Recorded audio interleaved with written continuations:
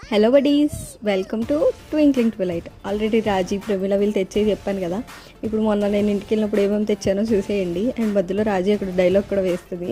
దీపావళి సామాన్లు చదివేస్తున్నాం.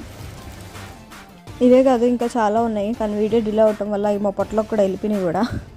ఈసారి ఇంటి దగ్గర ఉన్నప్పుడు ప్యాకింగ్ ఏంటిది, ఎలా ఉంటుంది, ఎలా చేసుకుంటారో అవన్నీ చూపిస్తాను. అండ్ ఇంకోటి ఏంటంటే వీటితో పాటు గులాబ్ జామ్ కూడా చేసి పంపించింది మా అమ్మమ్మ. అది ఈ మధ్యన ఫ్రీక్వెంట్గా తీసుకుంటున్నాను. ఏంటి ఇవన్నీ అక్కడి నుంచి తెచ్చుకోవాలి, ఇక్కడ దొరకవు అని మీరు అనుకోవచ్చు. కానీ ఇక్కడ ఏంటంటే అబ్బా ఇప్పుడు వెళ్ళాలా అని చెప్పి అసలు వెళ్ళము మ్యాక్స్. అది ఆ ఇంట్లో వాళ్ళకి తెలుసు కాబట్టి ఆల్రెడీ వాళ్ళు స్టఫ్ చేసి పంపించేస్తారు.